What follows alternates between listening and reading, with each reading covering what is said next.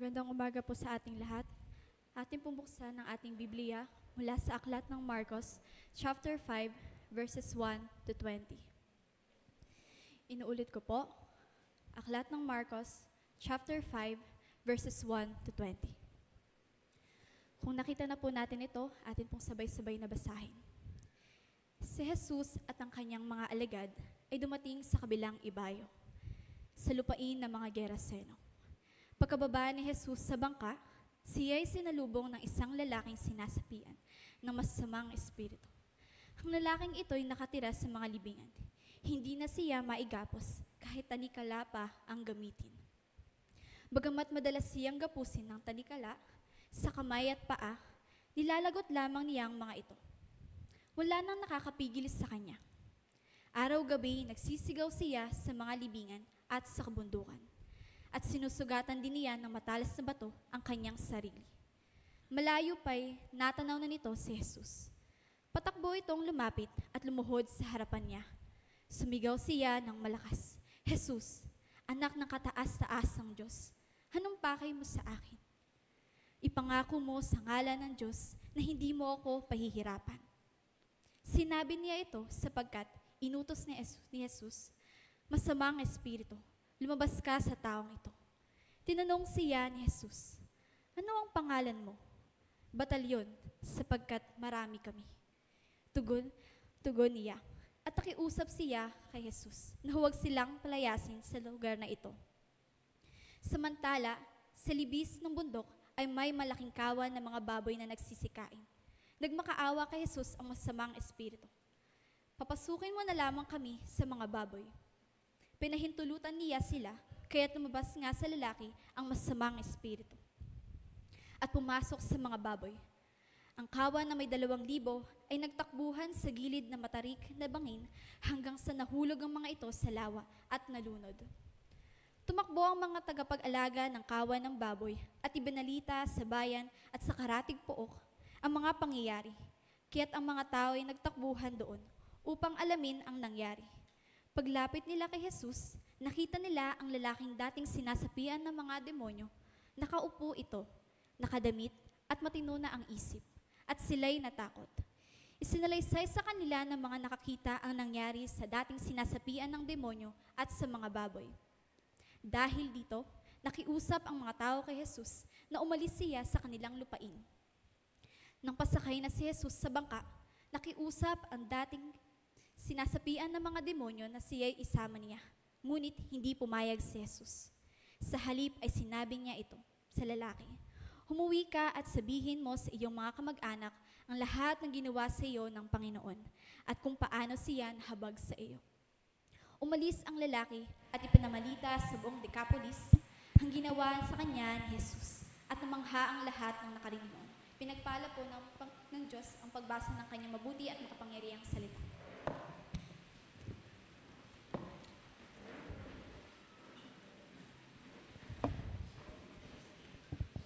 Thank you, Amy, for that wonderful reading of the Word of God. Amen.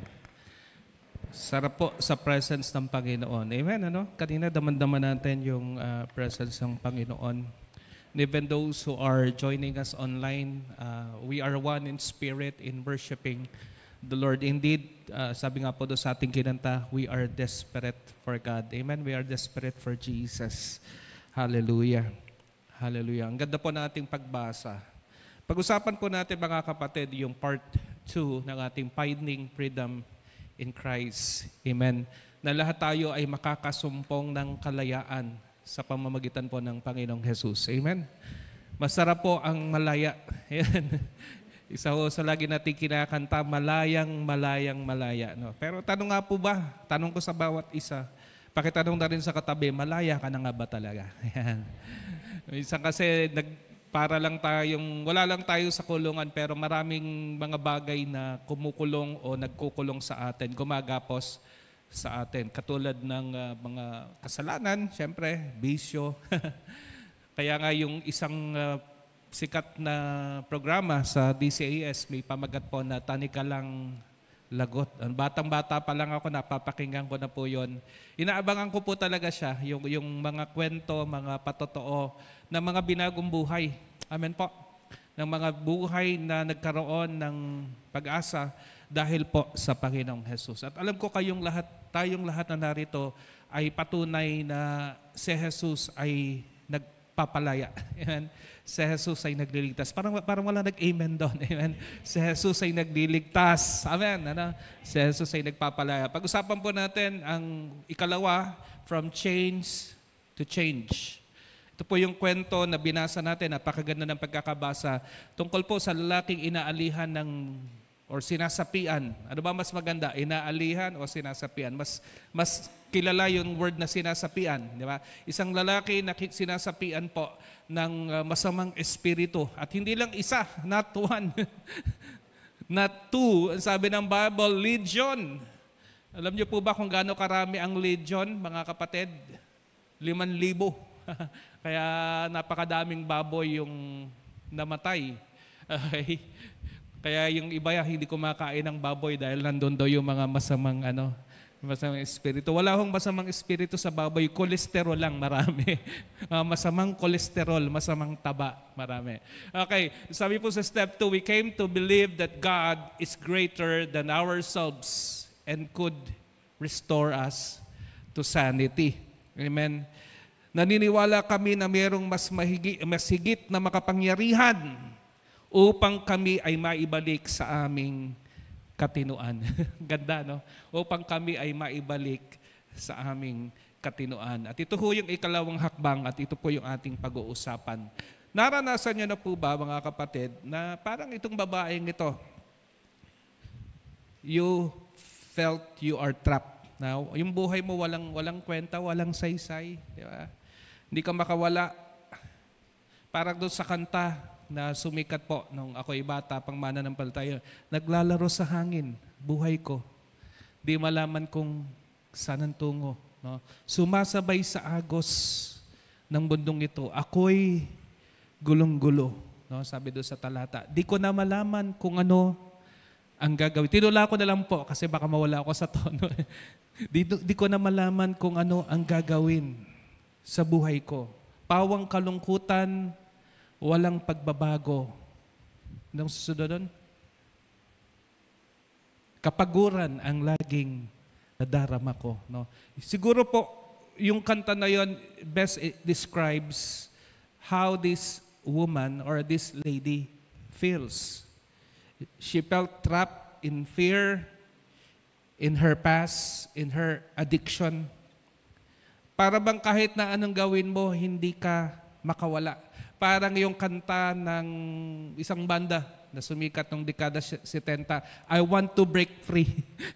Although yung kanta na yun na-associate sa ibang agenda. But ito yung kanta ng babae ito, gusto kong lumaya. No? Gusto ko nang makalaya, pero hindi po ako makalaya. No? Parang ang mas tamang kanta, gusto ko nang bumigay. Yeah? Gusto na niyang sumuko sa kanyang buhay. Alipin, alipin, alipin. Ito po yung larawan ng marami sa mga tao ngayon. At hindi naman nalalayo, maging sa Biblia, ito rin po yung larawan ng lalaki sa ating kwento, mga kapatid. That was the reality for this man. He was isolated. Sinukuan na siya ng mga kamag-anak niya, sinukuan na siya ng kahit yung mga pamilya niya, sinukuan na siya. Kasi violente, nagwawala. Diba? Sabi ng Biblia, siya'y hindi mapigil. Pagkalakas-lakas ng lalaking ito, he was isolated, he was tormented. Yung sapian ka ng isang demonyo, grabe na yon. Yung sapian ka ng 5,000 demonyo, ibang usapan na yan. Tingnan mo yung katabi mo, baka meron ng sumasapi. He was tormented and he was out of control. His family gave him up. No? His family has given up on him. His town, yung kanyang mga kababayan, has given up on him. Chains could not hold him. Yung kadenang literal, hindi po siya kayang igapos. Pero iba kasi ang gumagapos sa lalaking ito. Isang kapangyarihan na hindi niya kayang labanan. Tama po ba mga kapatid? Isang kapangyarihan na wala siyang kontrol. Na alipin siya.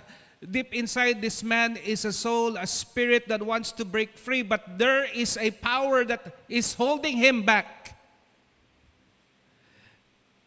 And he lived among the dead. Sabi po ng Biblia, sigaw ng sigaw, hating gabi. Screaming through the night. Siguro nakakapangilabot. No? At sabi ng Biblia, nakatira po siya sa libingan, parang dito sa atin, no? Sementeryo. Katatakutan ka talaga pag tumira ka po sa libingan. He was tormented, he was rejected, he was alone.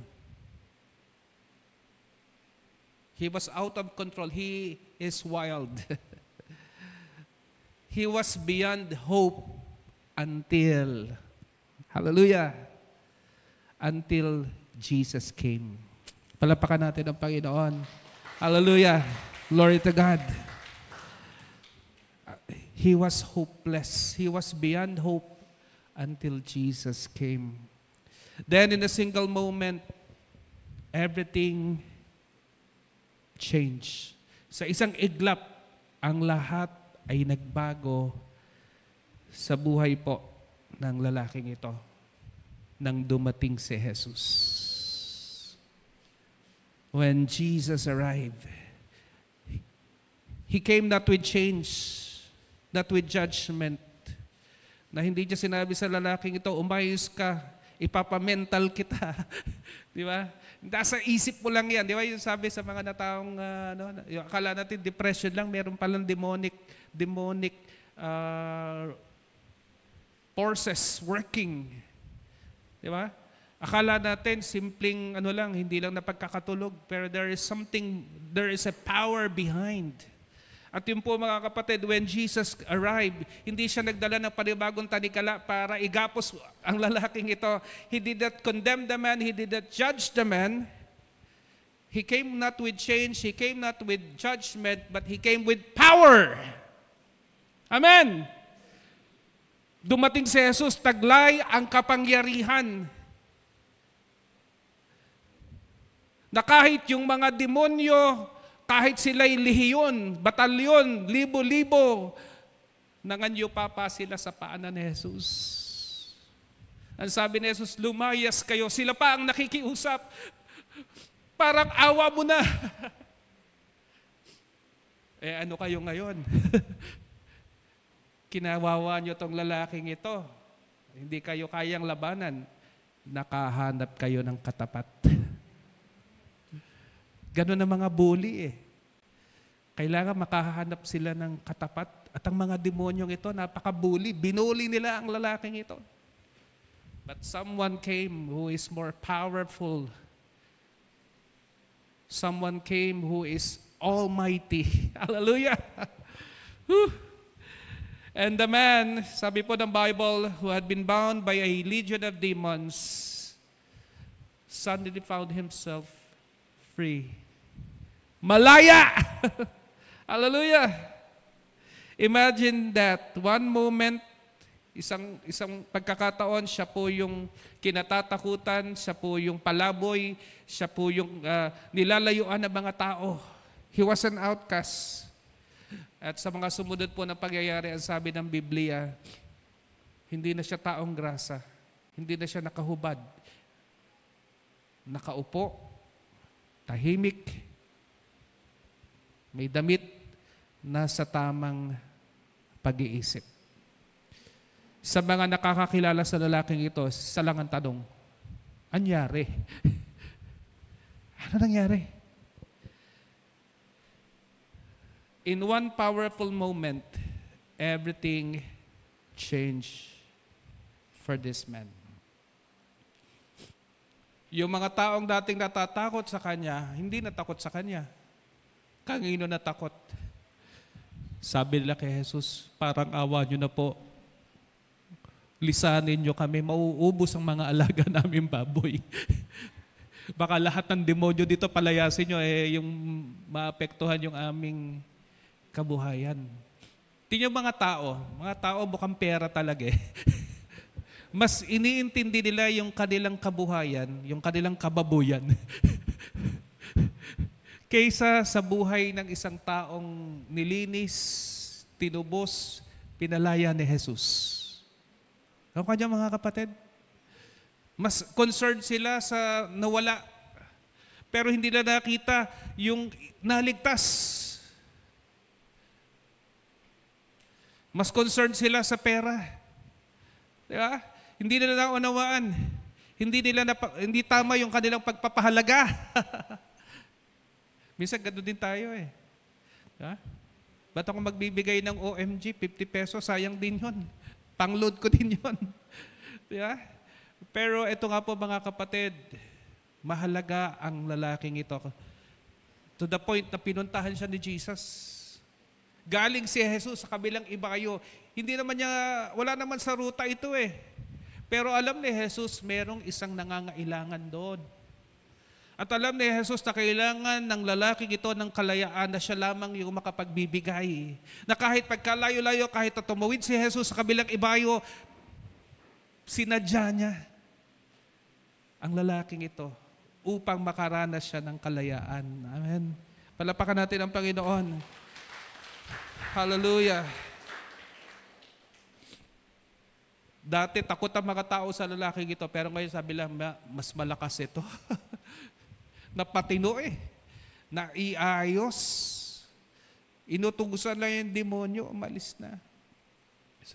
Pero eto po, sabi nila kay Jesus, umalis po kayo. Di ba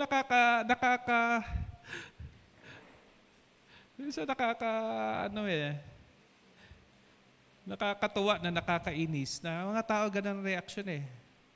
Nakita nila yung kapangyarihan ng Diyos sa halip na magpasalamat, sa halip na magpuri, sa halip na magpasakop.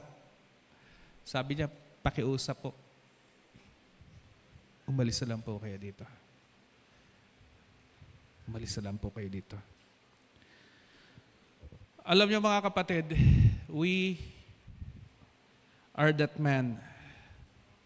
Hindi pa pala to. We are that man. No? Sabi mo sa kanila, ikaw yun. In one way, we are like that man. Amen? Let's be honest. Hindi nga kayo nagtatatakbo dito sa memorial. O kaya dito sa, ano ba tawag dito? Sa himlayan o sa baraswain ng walang damit at nakatanikala. Pero hindi natin maitatanggi. Minsan may mga nakapulupot sa atin. May mga tanikala tayo. We know it's like to be trapped. Some of us are bound by our past mistakes. Amen? Yung mga nagawa mo noon. No, minsan nag-uusap kami ni Pastor Adrian tungkol sa mga past mistakes namin. Thank God, thank God. Amen? Hindi namin bababago yon, pero yung future na bago ni Jesus. Amen? Some of us are bound by our past mistakes, some by addiction. Hindi nyo lang sinasabi. Pero paminsan-minsan ay umaano pa kayo, sumasideline pa kayo. Hindi nyo maiwanan, hindi nyo maiwasan. Di ba? Lalo pag naaya tayo ng mga kaibigan, mga barkada, we are bound by addiction. No? Ako, pinagbilinan ako ng doktor ko, wala mo ng kape. No? Parang nalungkot kagad ako eh. Kasi hindi kompleto yung araw ko nang walang brewed coffee. No? Parang sabi sa akin siguro ni Lord, addict ka na kasi eh. Yeah? So, ganun po yung addiction. Kaya hinahanap-hanap ng katawan mo. No? Para yung kanta na, hinahanap-hanap kita. Hinahanap-hanap kita sa umaga at sa gabi. Addiction yun eh. Okay? We are bound by shame. Nahihiya. Sino yung mga mahiyain dito? Taas ang kamay. Ayan. Mapalaya na tayo. No? Nakakahiya. Yung paggawa ng mabuti, nakakahiya. Di ba? Yung dapat mong gawin, nakakahiya. Yung magpuri sa Panginoon, nakakahiya. Di ba? Yung umaten sa gawain, nakakahiya. Anong hindi nakakahiya? Lahat nakakahiya. Pag ginagawa mo po yung masama, yun ang nakakahiya.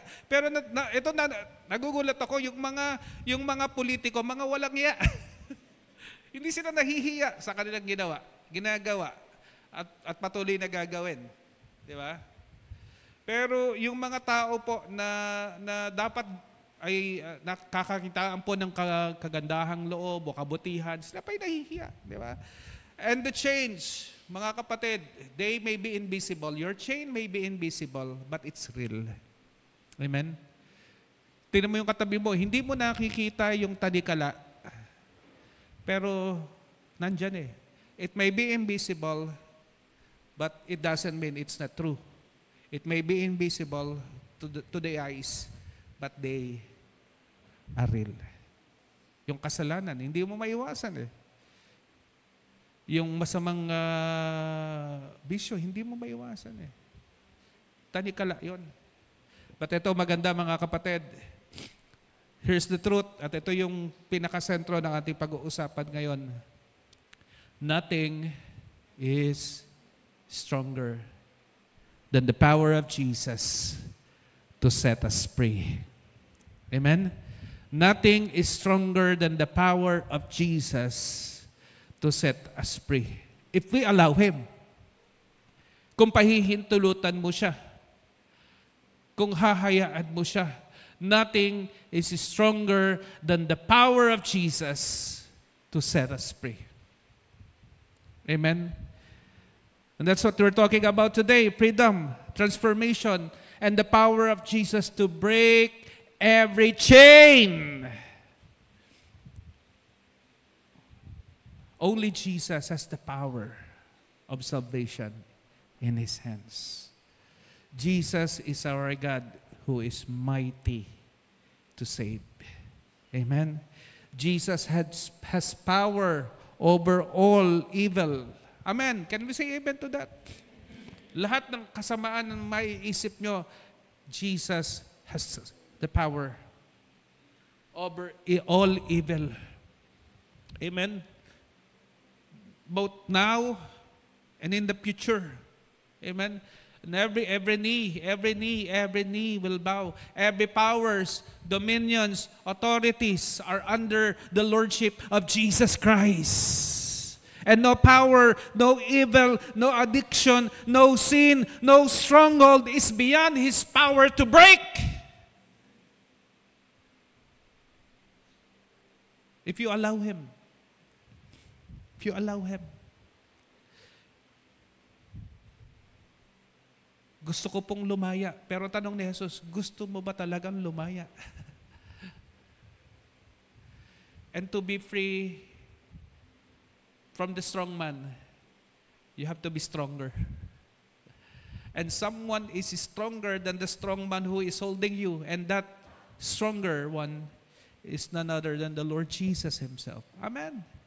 So mga kapatid, no one is beyond God's reach. Iniisip mo, hindi ka mahal, hindi ka napapansin. Iniisip mo, malayo ang Diyos. Minsan nga, ang kanta mo nga, natutulog ba ang Diyos? Diba? Pero mga kapatid, kayang-kaya kang abutin ng Panginoon. Sabi nga doon sa kanta, huwag mo sanang isiping di ka niya napapansin. Ang iyong mga dalamhati, ang iyong mga daing. Amen? No one is beyond God's reach. Pastor, imposible na. Malala na. Wala na talaga. Kapatid, huwag mong sabihin yan. No matter how broken, how sinful or lost someone may seem, kagaya ng lalaking ito, sinukuan ng pamilya, sinukuan ng kanyang bayan, sinukuan ng lahat ng tao. Isa lang ang hindi sumuko, si Jesus. Hindi siya sinukuan ng Panginoon. Sinadya siya, pinuntahan siya ng Panginoon para po maranasan ng lalaking ito ang kalayaan. Amen? Jesus is willing to step into the darkest places to bring healing to you. Amen? Ulitin ko ulit. Jesus is willing to step into the darkness to bring healing and restoration. Kinatatakutan, doon pumunta ang Panginoon. Sementeryo, ang isang Hudyo, normally hindi pupunta ng sementeryo kasi it makes you unclean. But Jesus went there. Why? Kasi kay Jesus, hindi natatransfer sa kanya yung uncleanness. Yung cleanness niya, yung power ni Jesus, ang nakikita natin dito. No matter how broken, no matter how sinful, no matter how lost someone may seem, Jesus is willing to reach out. Amen? Amen? Isipin mo yung hingi ka ng hingi ng tulong, tapos walang nakakarinig sa'yo, pero merong isang nakakarinig. Siguro sa kaibuturan ng puso ng lalaking ito, nandun pa yung kanyang katinuan. Pinipigil ng mga demonyo, pero sa kaibuturan ng kanyang puso, sumisigaw siya, tulong, tulong, tulong. At yung pagsigaw na yon, yung impit na tinig na yon, ay nadinig ng Panginoon. Kahit malayo, kahit na kailangan tawirin ang napakalaking lawa, kahit madilim, hindi naging hadlang para sa Panginoon para iligtas ang lalaking ito. Na yun ang ginawa ng Panginoong Jesus sa ating lahat. Amen? Dati tayo ay kagaya ng lalaking ito, nakagapos, wala sa katinuan. Sabi mo sa katinuan, wala sa katinuan. Ngayon ba matino na? Dati walang direksyon ang buhay natin. Dati wala tayong pag-asa. Dati tayo'y lugmok. Tayo po'y napariwara. Binugbog. Talagang inabuso tayo ng mundo. Inabuso tayo ng mga demonyong pilit tayong iginagapos sa kasalanan at sa tanikala na hindi natin malagot-lagot. Pero isang araw, dumating si Jesus sa buhay natin. Hallelujah! Tayo po ay pinalaya. Ang kwento pong ito ay hindi kwento lang ng isang lalaki. Ito po ay kwento nating lahat. This story is not just about this man. It's actually about you and me. Amen? What happened to this man is not just his story. It is your story too. Ilagay niyo yung sarili niyo. Kayo, lahat tayo ganito eh. Hindi kasing lala, pero in some point, para tayong ang lalaking ito. Amen? But because Jesus, when He steps into your life, when Jesus steps into your life, hindi lang niya pinipihit-pihit yan. Hindi lang tinitweak. Sabi nga, when Jesus comes into your life, He transforms you. Amen? He transforms you. Binigyan ka niya ng bagong buhay. Binibigyan ka ng bagong puso. Amen? Yung gusto mong gawin na hindi mo magawa dahil binago na ni Jesus ang iyong kalikasan, binago na ni Jesus ang iyong puso, nagkaroon ng pagbabago. Kagaya ng lalaking ito, nagwawala, violente, sinusugatan ng sarili pag nakakita ng ibang tao nananakit. Pero nung nakita na siya ng mga taong bayan, ano po sabi? Nakaupo, tahimik, nakikinig kay Jesus. May damit na, malinis na, maayos na, matino na. Sabi mo sa katabi mo, matino na. Ayan, yan ang prayer ko para sa iyo. Sabi mo sa katabi mo. Amen? Jesus transformed him. And ito po magandang balita, hindi lang po yun ang kayang gawin ni Jesus. Hindi lang noon kayang gawin ni Jesus yun. Kahit ngayon. Amen? He can transform your life when you allow Him. When you receive Him as Lord of your life, kagaya ng ginawa ng lalaking ito, Jesus can transform you. Amen. Palapakan natin ang Panginoong Jesus.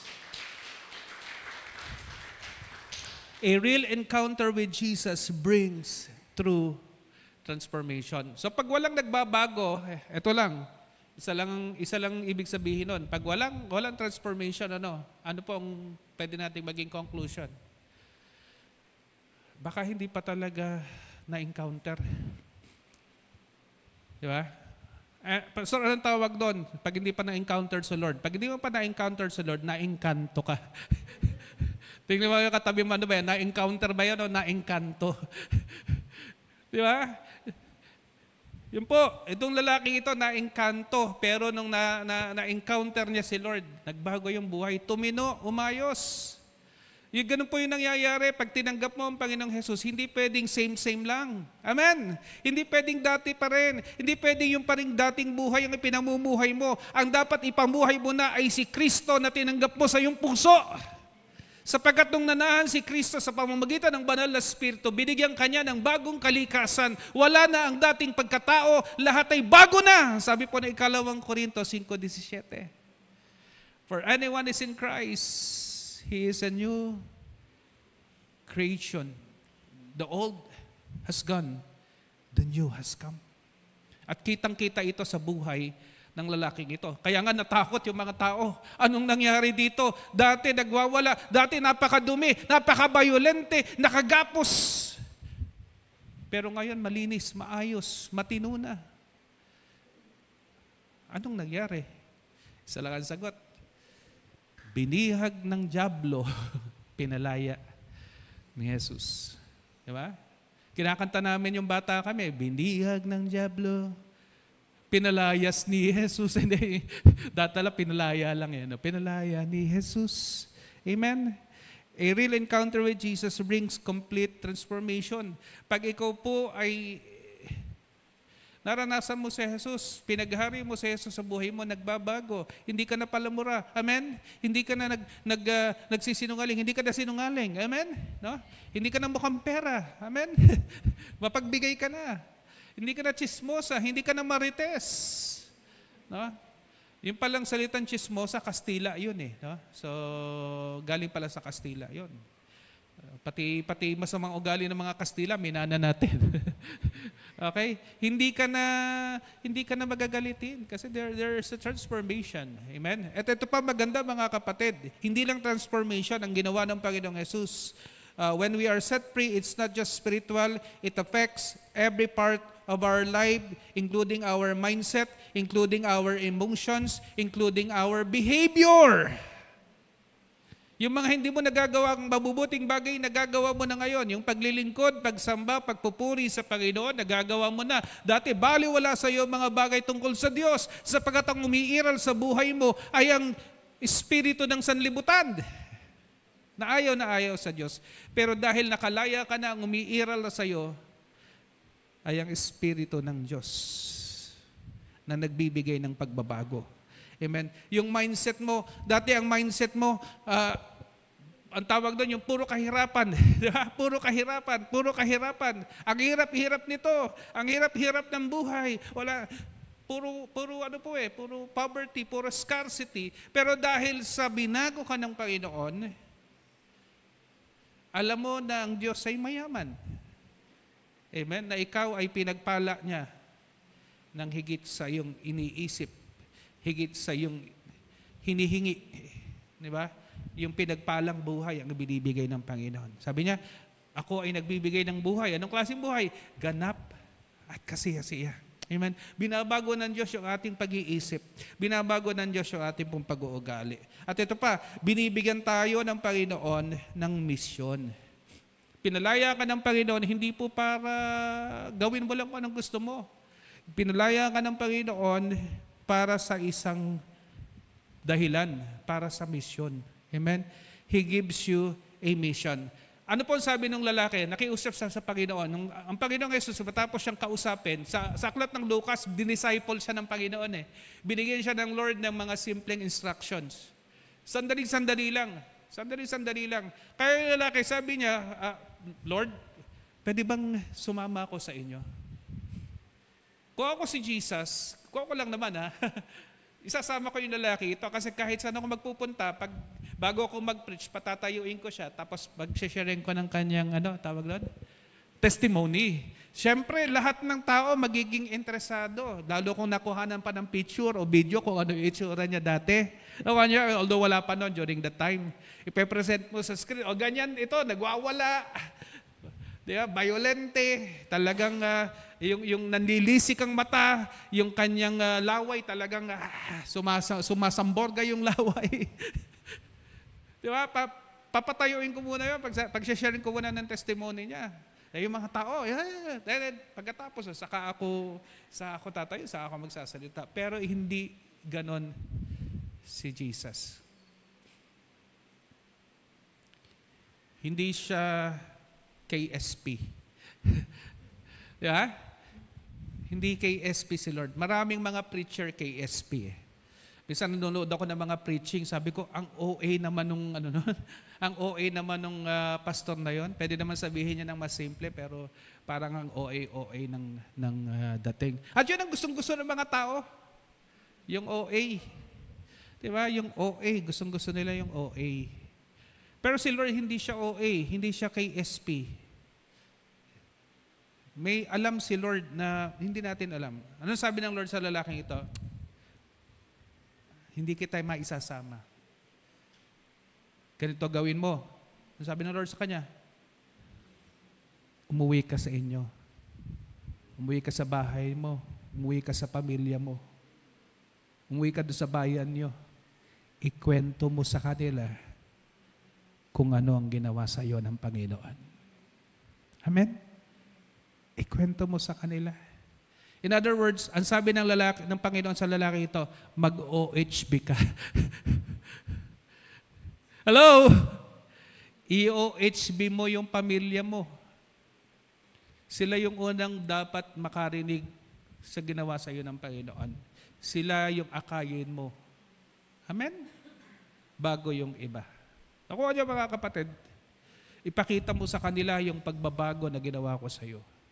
At sa pamamagitan nun, magagawa mo yung misyon sa sarili mong pamilya, sa iyong tahanan, sa iyong komunidad. Sabihin mo sa kanila kung ano ang ginawa ng Panginoon sa iyo. At sabi sa verse 20, umuwi ang lalaki at yung buong Decapolis nakarinig. Nung una, pinalaya si Jesus. Nakakatuwa, no? Nagpalaya si Jesus ng demonyo, pero yung mga tao, pinalaya si Jesus. Ayaw nila kay Jesus. Apektado yung kanilang kabuhayan. Pero nung sumunod na dumating si Jesus doon sa kanilang lugar, alam niyo nangyari? Tinanggap siya ng mga tao. Winelcome nila si Jesus.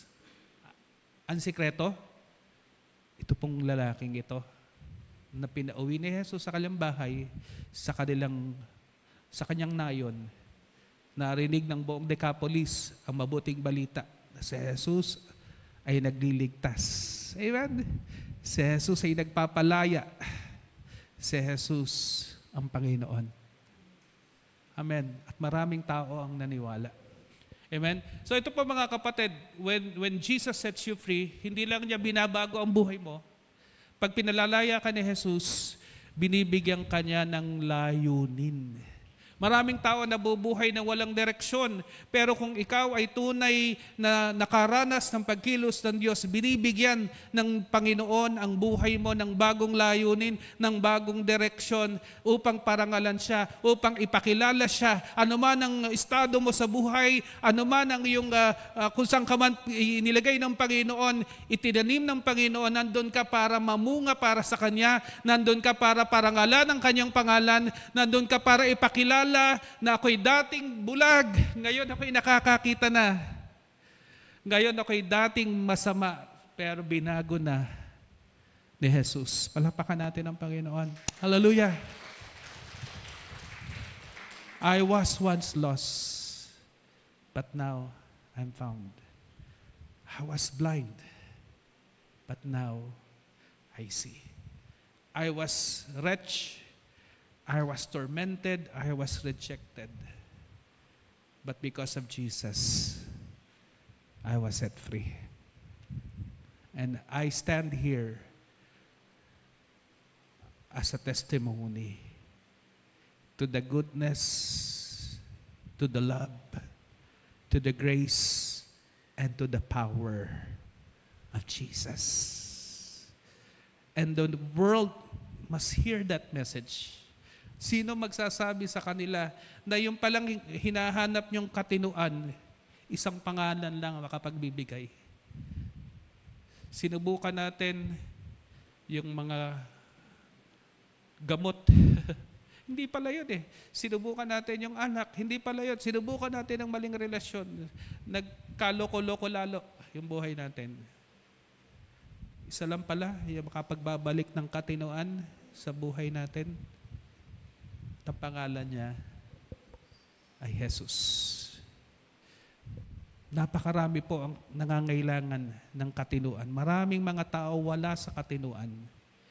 Sino magsasabi sa kanila? Pakisabi sa katabi, ikaw. Kasi pinatino ka na ni Jesus. Amen? Parang hindi convince yung katabi mo. Amen? Ikaw. Ikaw yung showcase. Ikaw yung ebidensya. Ikaw yung testimony na it works. Jesus, nothing is too difficult for Him. Amen? Nothing is too difficult. Jesus is calling us to share our stories so that others can believe in His power and be delivered from their bondages. And by the power of Jesus, by the name of Jesus, they will be set free. Amen?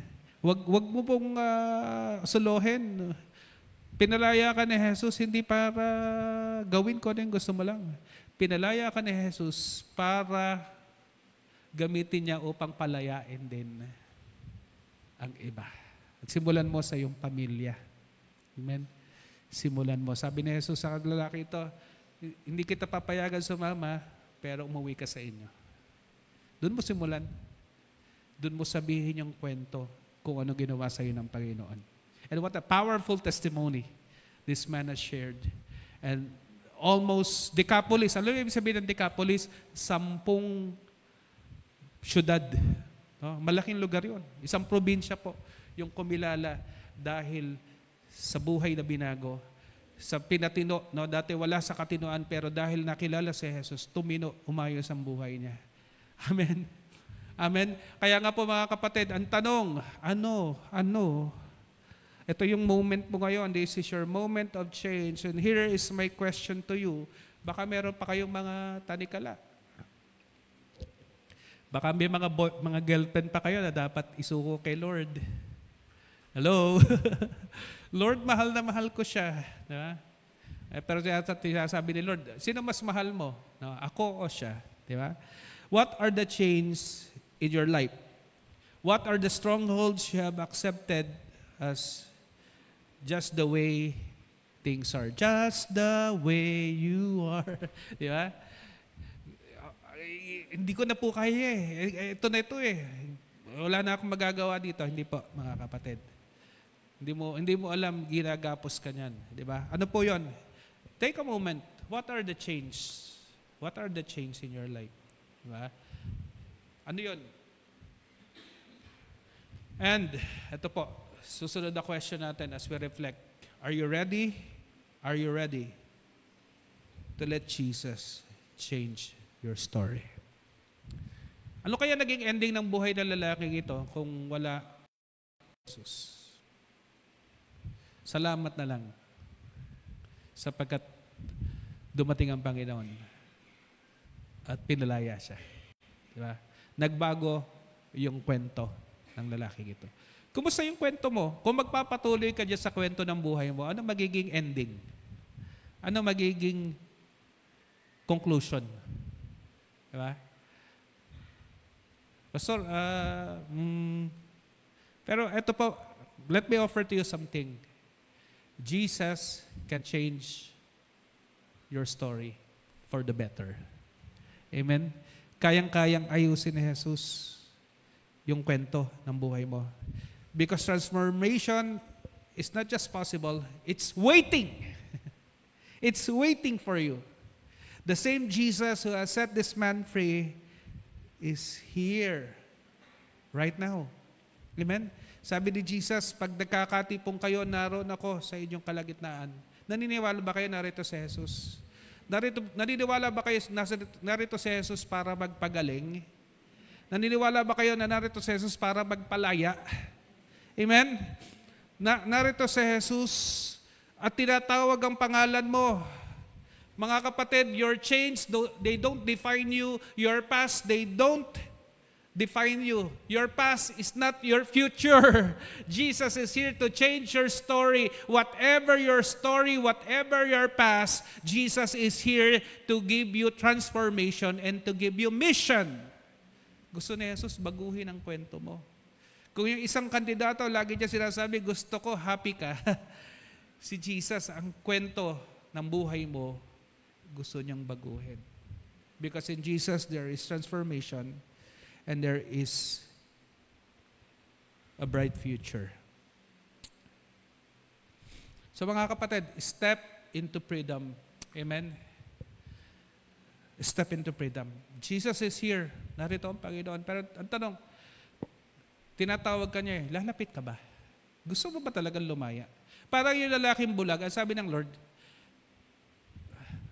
gusto mo ba makakita? Ano yung gusto mong gawin ko sa'yo? Yung tanong sa atin ng Panginoon ano yung gusto mong gawin ko para sa'yo? Lord, baguhin mo po yung asawa ko. Bakit yung iba lagi tinuturo mo na kailangan magbago? Di ba?